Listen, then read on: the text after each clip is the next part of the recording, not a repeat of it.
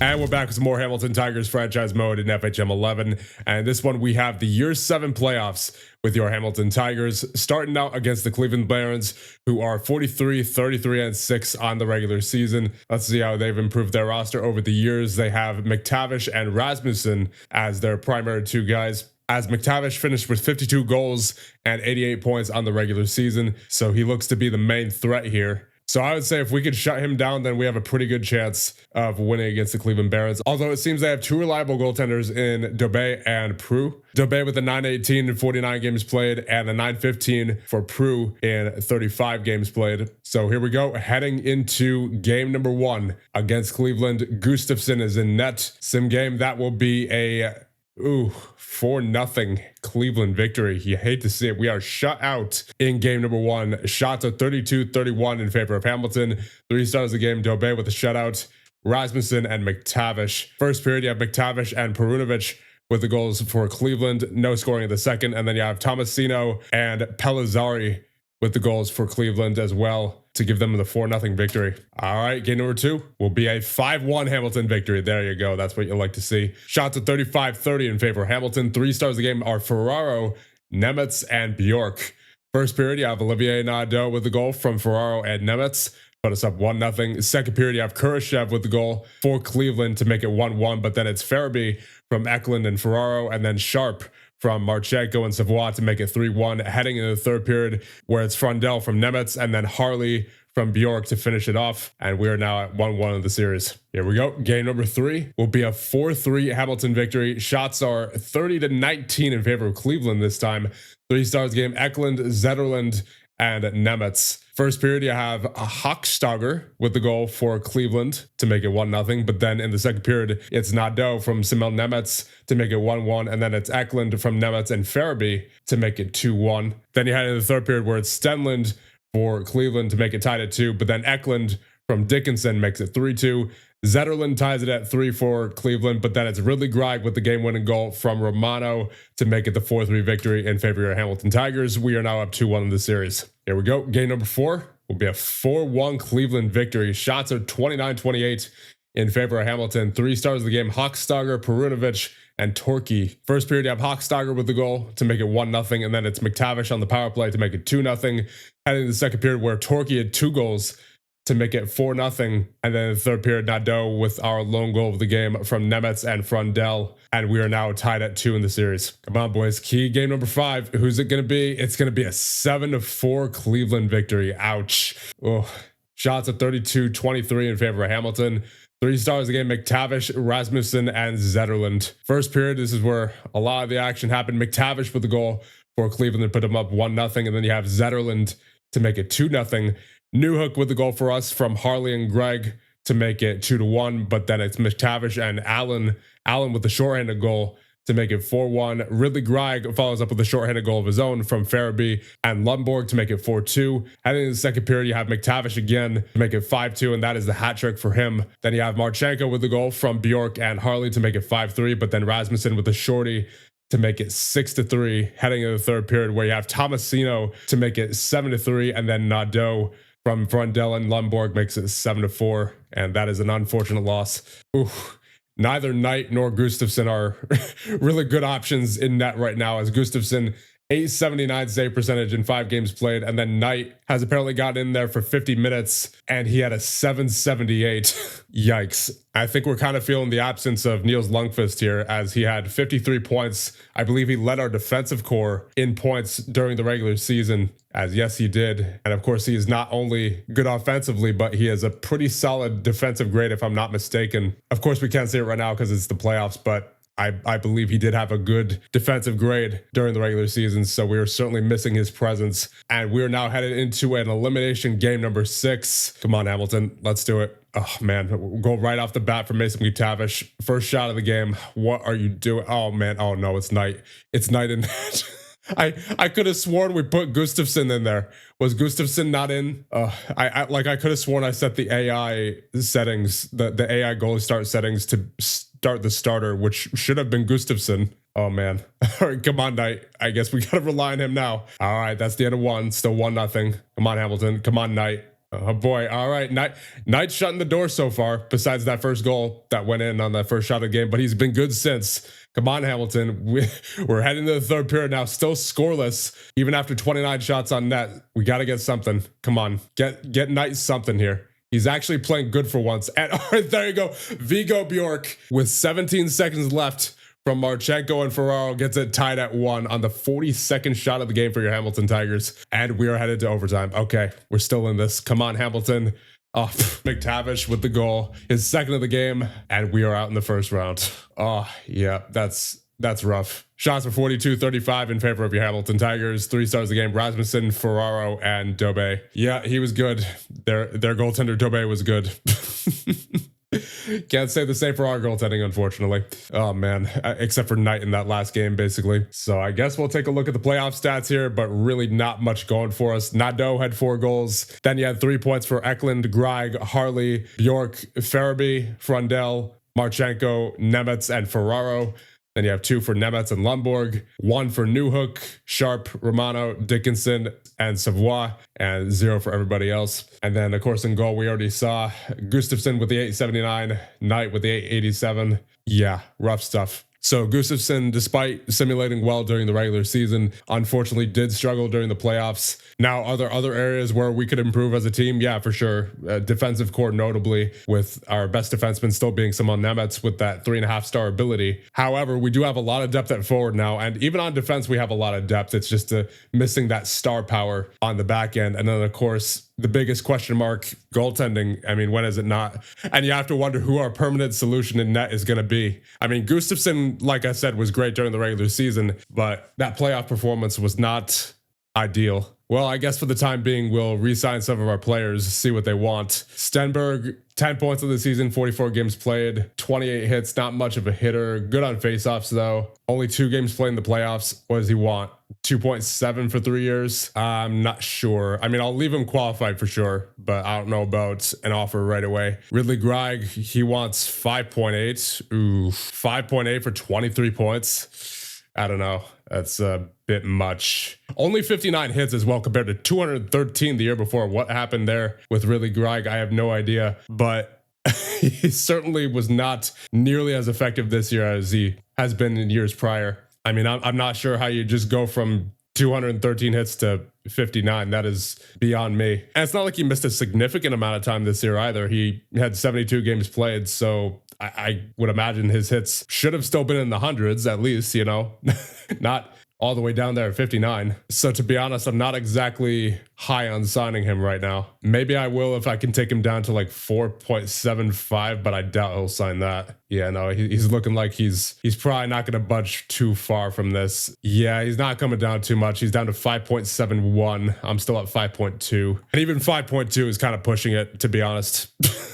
for the performance that he put up last season. I mean, it's a shame because his positioning and checking ratings are really good. So you would think he would be an effective player, but for whatever reason, this past season, he was just not up to par with where he usually is. I guess, to be fair, he did have far less ice time this year than years past. He only had 603 minutes this year compared to over 1,000 last year. So I guess I sort of get it, but at the same time, his reduction in minutes is not proportionate to his reduction in hits. You know, like that's a really significant decrease in hits there. So I think I'm going to let him walk for right now. I wouldn't be opposed to re-signing him in free agency if he is asking for a lower salary, but that's just a little too much for Greig. Will Sharp, he wants $4 million for 3 years. I'm not really a fan of him either, to be honest. He had 23 points this year, 52 grade. He was really poor defensively from what I remember. And he's not so good offensively that it makes up for his lack of defense. So I think we'll release Will Sharp as well. Well, not release him because we'll still have his rights there, but I don't think we're going to sign him. I think I will re-sign Bucher as some cheap depth. 1.38 for 3 years. Sounds good for him. Mertka, there you go. Hakanson, there you go. And Tjarnlund, what about you? I mean, you're still at you're still at a 1-star ability at 23 years of age, 3.5-star potential. I mean, is he really going anywhere at this point? He had a good year 2 seasons ago, because that was the last time he played. He didn't play at all last season, thanks to the coaching AI in the AHL, for whatever reason, was not wanting to play any of our prospect goaltenders this year. So to be honest, I think I'll just leave him qualified. And so with that done, I think we'll now advance to see who wins the Stanley Cup. And the 2030-31 Stanley Cup champions are the Cleveland Barons. Wow. So I believe they are the first expansion team to win the Stanley Cup here in this series, as they went through your Hamilton Tigers, Montreal in a sweep, Toronto, and Minnesota. And time for the awards ceremony. For the Tedlins, the Art Ross, and Maurice Richard, it is none other than the Connor McDavid, 34 years of age, 57 goals, 82 assists, 139 points. He is still killing it. Lady Byng Trophy goes to Robert Thomas. The Bill Masterton goes to Braden Point.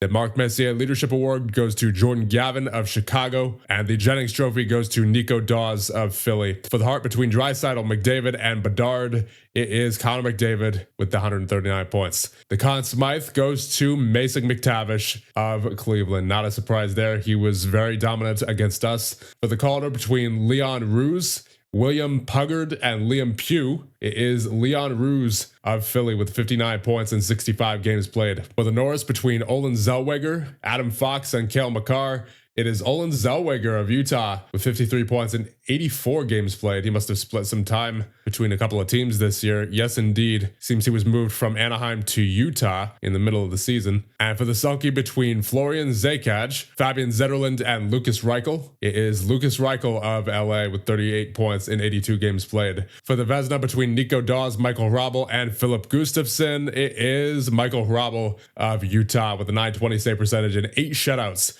in 64 games played. For the GM of the year between Eric Joyce, Gregory Campbell, and Pierre Dorian, it is Pierre Dorian of Edmonton. And for the Jack Adams between John Wroblewski, Andre Tourigny, and Chris Knobloch, it is Andre Tourigny of Calgary. And now we are on June 23rd, so let's sign some prospects. Kazda up to a 2.5-star talent, 4.5-star potential. So is he willing to come over this year? Because last year he wanted to stay in college, although it seems he is still over there in Europe. Once again, as we look at his stats, it's more or less the same thing as last year. It seems he has hit a wall over there in Slovakia. He's not really getting too many more points than he did the year before. So I'm hoping that Kazda will sign with us this year. Yes, okay, good. Then you have Matthias Vick at a 2-star ability, 3-star potential. Pretty good offensive category there. Decent physical ratings, passable defensive ratings, and then mental ratings are a bit low. Let's see what his career stats are looking like so far. He had 52 points last year, 70 grade. It looks like he's hit sort of a wall as well in his current league. So yeah, we'll sign Vic. And then Yannick Yagi, who is 21, 2-star ability, 2.5-star potential, decent offensive category, passable defensive category, pretty good physical ratings. Mental ratings are kind of more or less the same situation as the previous two, where he's more or less hit a wall in his point scoring in his current league. So we will sign Yagi as well. Now, what about signing deadlines? It's a really good thing Kazda wanted to sign with us this year, because the signing deadline is coming up in 7 days here. Then you have Bystrom, only a 1/2-star ability at 21 years of age. Man, the goaltenders in this game really take their sweet time. I mean, I guess I'll sign him just because he still has that 4-star potential, but I'm really not expecting too much from him, honestly. Then you have Torquay, 1/2-star talent, 20 years of age, 2-star potential, no thanks. Vic, we already approached to sign. Slakta, no thanks. Hordienko, no thanks. And that is it in terms of prospects with a expiring signing deadline. So I suppose with that, we will advance up to the last day of year 7. Oh, actually, that's perfect. Kazda can just replace Greg in the lineup, because Kazda's defensive category isn't bad. He could eventually develop that into something pretty good. And he's actually a grinder as well. His current role rating has him as a grinder. So I think he may be a suitable replacement for really Greg. I mean, obviously Greg is better in positioning and checking, but that's really about it. So if Kazda can get those 2 ratings up there a little bit more, he should be a really good replacement for Greg. And he's more flexible as well. He could play basically every forward position. And here is our 2030-31 season summary. We were not manager of the year, of course, but we did reach the playoffs. We'd had a winning season, had a winning percentage of .600 or better. We finished first, did not reach the finals, did not win the championship, but we did meet our objective. No negative categories, of course. Longevity bonus of 6. Our total season score is 35, and total career score so far of 104. 7 available points. I will start putting some into tactics and motivation. So tactics up to 11, motivation up to 10. Oh, it seems we're going to have to replace our our goaltender coach, Dwayne Rollison, who retires. As yes, indeed, we're going to need a new goalie coach. And I'm thinking that's going to be Jan Littner. 20 coaching goalies, 15 coaching prospects, 13 player management, 12 motivation, and 14 discipline. Looks good to me. I'll sign you on for 2 seasons. So let's take a look at what we need. Currently, we have Gustafson and Knight in goal. Obviously, if there are any decent goalies out there, we should at least explore the possibility. Adam Gadgen,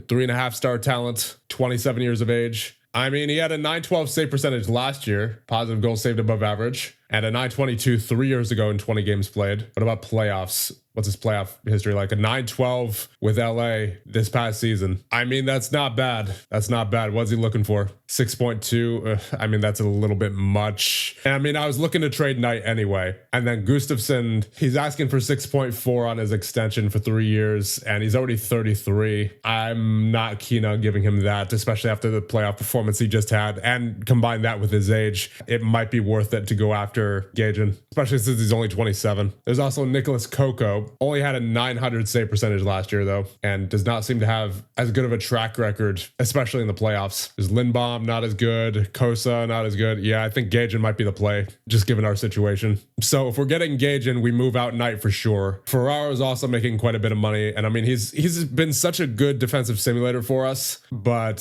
he's only a 1.5-star talent at this point, so I'm not sure how long he's going to continue being effective. I would say we could probably give Owen Hayden a chance this year. So I'm going to call him up. Maybe give Murnieks a shot as well. He's at a 2.5-star talent now. Then I'm going to compare Yagi with Murnieks. I'm pretty sure Murnieks is, for the most part, better. Yeah, better mentally. Actually, it looks like they're relatively similar, especially defensively. And offense is actually in favor of Yagi, now that I look at it. Yeah, actually, Yagi has the advantage here in most categories except for mental. So I might just keep Yagi up here now that I think about it. Let's see, what defensemen are out there in free agency? Clark, another offensive defenseman. I mean, he only had 36 points last year. That's less than, because he had Nemetz with 42, Harley with 41, Lundqvist with 53, and then even Lundborg had 29 and 68 games played, which if you stretch that out over the course of the full season, that's probably around what Clark got. So for the most part, I think we should leave the defensive core alone, although I do think we could upgrade from Dickinson. Maybe get someone a bit more defensive minded for that bottom 6 pair. So I will place him on the trade block for now. And at forward in free agency, you have, oh boy, Connor Bedard, who is looking for 14.7 effectively and a no movement clause for 4 years. I mean, I would love him for sure, but that's not exactly a need of ours. We have a solid 1-2 punch at center in Ryabkin and Savoie. And last year, Ryabkin had 78 points, and it looks like he's only getting better. So I don't feel the need to upgrade from him. And besides that, we have bigger fish to fry, right? So we're going to be passing on Bedard for sure. If there's anyone who we're going after at forward, I would say it'd probably be Brisson, just because I like the way that he simulated, especially this past year with Detroit, 64 points in 82 games played, 65 grade, and 136 hits. So very physical, very good offensively, good screener, really good getting open at 19. But even he would cost a lot. He's asking for 6.5 for 5 years and a no trade clause. And as of right now, our number one need absolutely must be goaltending. So I think we have to prioritize Gage in here. I will offer him 2 years at 6.75. Hopefully he doesn't get offered by another team. And then once we get him on board, we can get Knight out of here. And if that's not enough to compensate for the salary cap, we're probably going to have to trade Ferraro if possible. I don't know if anyone's going to take him, but we're going to have to dump his cap one way or another. I would also like to get a good depth defenseman who we can rely on. Daniil Chaika, I believe, would fit the description. He seems to have a pretty solid simulation. At least last year, he did 39 points in 82 games played for Boston, 58 grade, and I believe he is a hitter. Yes, indeed, 99 hits. Pretty good positionally and with stick checking. Decent physical category, really decent all around at a 2-star ability. So we will approach him. He wants 2.9 for 3 years. I mean, I was really just going to sign him just in case Hayden didn't make the roster, but I think I'd rather just bank on Hayden than sign Cheka for that price. I think the only way we'd be able to get Brisson is if we moved on from Nadeau, because I think from a financial perspective, that's the only way it would work. I do really like Brisson's getting open compared to Nadeau's, but I like Nadeau's passing at 17 over the 13 passing for Brisson. And Brisson has much better speed than Nadeau does as well. So that's worth considering. Not as good defensively in terms of defensive read. Something I do want to do, though, is renew Kirill Marchenko. He wants 7.6 for 4 years. If I could take him down to like 7 mil. That'd be ideal. Start at 6.5. All right, I got him down to 6.95 for 4 years. And you know what? Just given what he did this past season, what was it, 93 points, I believe? I will definitely do that for him. Of course, we may have to move him partway through that contract, but at least for right now, he is definitely worth that. Then again, if I want to upgrade from Dickinson, we're going to have to leave some salary cap for that probably.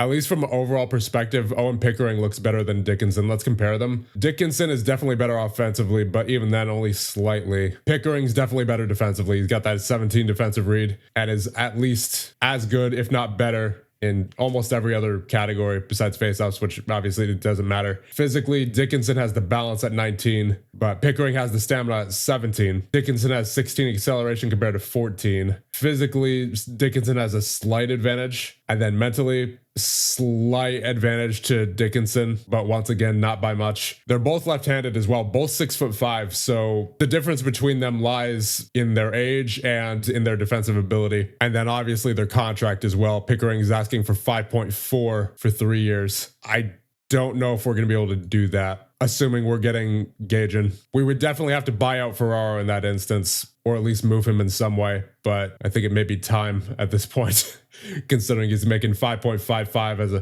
1.5 star ability. And then obviously we would also move Dickinson. The problem is we'd have way too many left defensemen. And actually, even Dickinson is left-handed, so we really... do we only have one righty in Lundqvist? No, Nemeth is a righty as well, so it looks like he might have switched to lefty at some point. So if you move Nemeth to the right, then it's Nemeth and Harley, Lundqvist and Lundborg, and then Hayden along with Pickering. Then again, Ferraro's still good defensively. Like, he's still simulated pretty well defensively last season, despite only being a 1.5 star ability. I mean, obviously Pickering is much better offensively, but in terms of defense, Ferraro is overall better. Even physically, Ferraro basically matches up to Pickering, and then mentally Ferraro has him. The only difference is that Ferraro's, 5 years older, roughly. So honestly, I think what we really need is another right-handed defenseman who is similar in play style to Pickering. And I think I figured out a pretty good trade here. We'll be sending Sam Dickinson and the rights to Will Sharp and a 4th round pick in this year's draft to St. Louis in exchange for Adam Yurichek at 50% of his salary retained. Like Dickinson, he is also 25 years of age. He's only a 2-star ability, but he is much more defensively focused than Dickinson is, as we see by the ratings.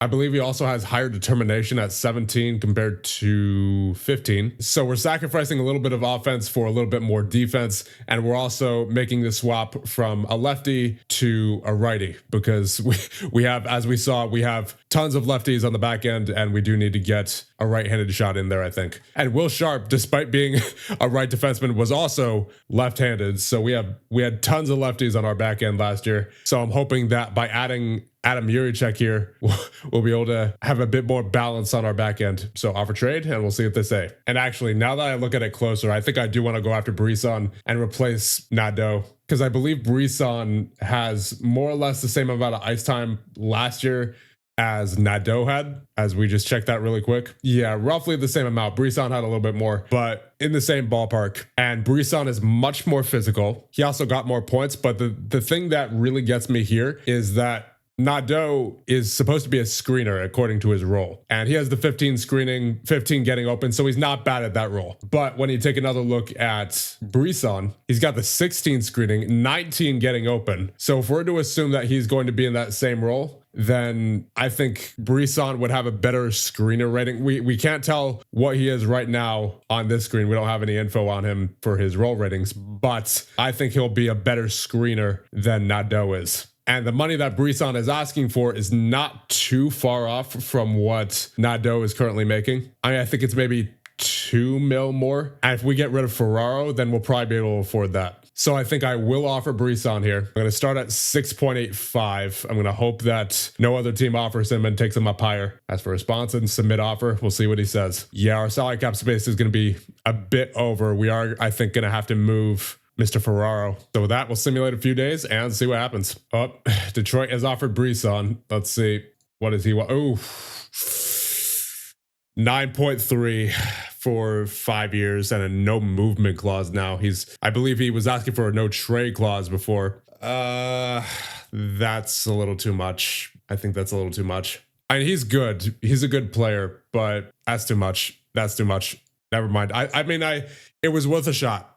You know, it was worth a shot to go for Brisson at 6.85, but over 9 mil, that's a little too much. I can't justify that. So we are going to unfortunately just have to move on from Brisson and hope that we still get our guy engaging. And it seems St. Louis has accepted our offer of Sam Dickinson, a 4th round pick, and the rights to Will Sharp in exchange for Adam Juracek at 50% of his salary retained. Complete trade. All right, time for the draft lottery. At number 20, you have Washington, followed up by Carolina, Colorado, Buffalo, New York, Portland, Anaheim, Tampa, Dallas, Winnipeg, Ottawa, Detroit, Houston, Tampa, Pittsburgh, Vancouver, Florida, Nashville at number 3, and the Vegas Golden Knights selecting first overall, followed up by the New York Islanders at number 2. All right, let's go through the draft. Pick until human. And there is 1 3-star potential left. There's also a 1.5-star ability, Joe Miller. Not very good mentally, but everywhere else pretty solid. Personality is decent. 29 points in 52 games played last year, 68 grade, 82 hits. I mean, I like him.